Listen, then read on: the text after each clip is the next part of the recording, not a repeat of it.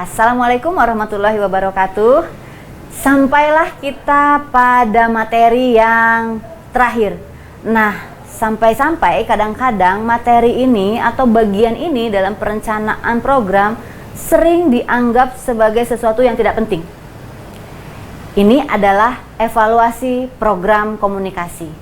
Terkadang orang menganggap ketika sudah menyelesaikan proyek, kegiatan utamanya selesai lalu sudah begitu saja. Padahal ada satu tahap lagi yang harus kita lakukan, yaitu evaluasi.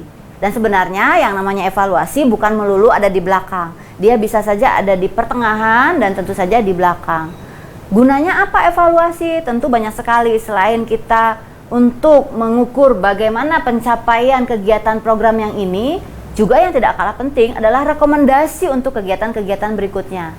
Nah, pada video berikut ini Anda semua akan menyaksikan apa itu evaluasi program komunikasi, langkah-langkah apa yang harus kita lakukan, dan bagaimana menyusun instrumennya, serta bagaimana kemudian evaluasi itu kita gunakan untuk memberikan rekomendasi pada program berikutnya.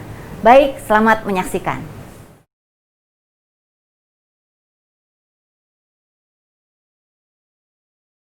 Halo dan selamat datang kembali di rangkaian video perencanaan program komunikasi. Dalam video kali ini, kita akan membahas mengenai evaluasi dalam perencanaan program komunikasi. Secara lebih lanjut, kita akan membahas mengenai fungsi evaluasi, jenis-jenis evaluasi dan bagaimana menyusun evaluasi, serta prinsip-prinsip dalam evaluasi perencanaan program komunikasi. Lalu sebenarnya apa itu evaluasi? Evaluasi merupakan istilah yang banyak digunakan di berbagai tempat, mulai dari di organisasi, di tempat kerja, maupun di dunia pendidikan. Evaluasi adalah istilah yang mainstream. Evaluasi secara sederhana adalah sebuah proses untuk menentukan sampai sejauh mana tingkat pencapaian tujuan. Tingkat pencapaian tujuan ini relatif terhadap tujuan yang ditentukan di awal proses perencanaan. Evaluasi pada perencanaan program komunikasi berarti merupakan suatu proses menilai harga dan nilai program dengan cara membandingkan bukti-bukti empirik yang ditemukan dengan kriteria yang harus dipenuhi oleh perencanaan program tersebut. Ini berarti suatu kegiatan evaluasi memerlukan berbagai aspek-aspek yang akan kita jelaskan dan kita pelajari di tahap selanjutnya. Mengapa evaluasi bersifat sangat penting?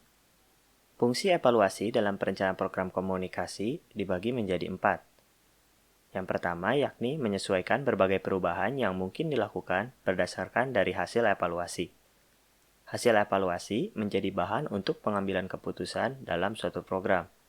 Misalnya ada hal yang harus diubah ataupun hal-hal lain yang berkaitan dengan berbagai hal yang sudah berjalan. Evaluasi berfungsi untuk mengukur hal-hal ini. Yang kedua, evaluasi membentuk rekomendasi berdasarkan analisis situasi dari evaluasi. Berbagai situasi yang dianalisis pada proses evaluasi kemudian akan dipelajari dan juga diteliti disesuaikan dengan kriteria yang sudah dibentuk sebelumnya. Kriteria ini nantinya akan menjadi suatu tolak ukur. Rekomendasi yang dibuat akan disesuaikan dengan kenyataan yang ada di lapangan dan relatif terhadap tujuan yang sudah ditentukan. Evaluasi juga berfungsi untuk memahami bagaimana umpan balik khalayak terhadap sebuah program komunikasi.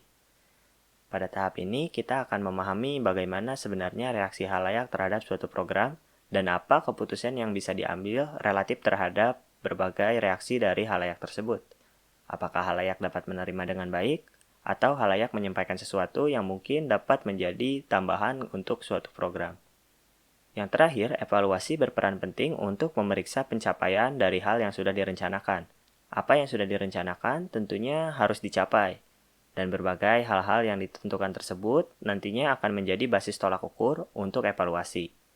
Jika misalnya program belum sesuai dengan harapan dan tujuan yang ditentukan, nantinya evaluasi akan menjadi hal yang penting untuk menentukan seberapa jauh sebenarnya pencapaian yang sudah dicapai dan apa yang harus dilakukan untuk memperbaiki pencapaian yang belum dicapai. Evaluasi secara sederhana merupakan suatu proses untuk membandingkan kriteria yang sudah ditentukan pada tahap perencanaan tujuan dan bukti-bukti di lapangan yang terkait dengan pencapaian program pada saat ini atau pada saat pelaksanaan. Proses pembandingan ini nantinya akan menjadi basis untuk pengambilan keputusan apa yang akan dilakukan berdasarkan dari perbandingan tersebut. Kriteria merupakan berbagai standar yang sudah disusun di awal pada saat perencanaan.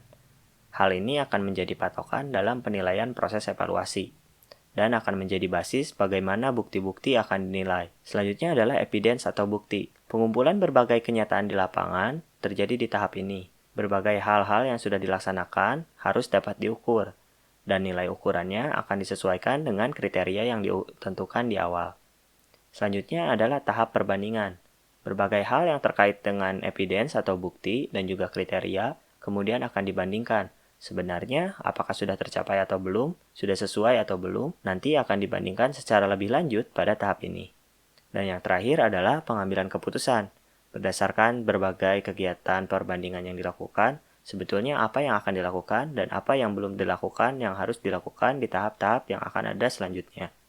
Secara umum, evaluasi mempunyai dua fungsi, yakni fungsi formatif dan sumatif. Kedua fungsi ini digunakan di tahap yang berbeda. Fungsi formatif umumnya dikenal sebagai ongoing evaluation, di mana evaluasi dilakukan pada saat program masih berjalan untuk mengembangkan kegiatan apabila ada kelemahan atau hal yang sebaiknya dilakukan dengan lebih baik. Selanjutnya adalah fungsi sumatif.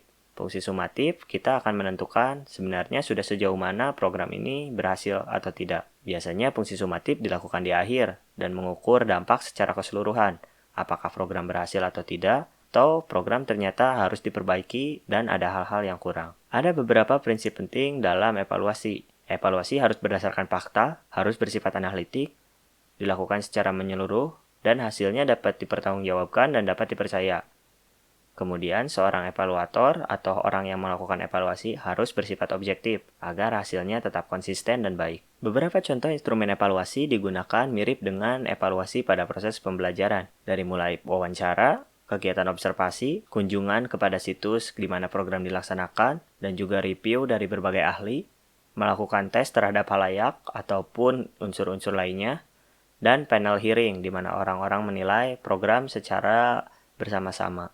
Instrumen evaluasi ini digunakan sesuai dengan kebutuhan dan Anda dapat mempelajari lebih lanjut sesuai dengan kebutuhan dari kegiatan yang Anda rencanakan. Segala instrumen ini kemudian disusun sesuai dengan kebutuhan yang dihadapi. Sistemnya harus konsisten, digunakan dari awal hingga akhir, sesuai dengan kebutuhan, dan yang terakhir, berjalan sesuai prinsip-prinsip dan bersifat independen. Selain itu, berbagai instrumen evaluasi dapat disesuaikan dengan kebutuhan Anda dan juga konteks-konteks di mana program dilaksanakan. Sekian untuk video ini dan terima kasih.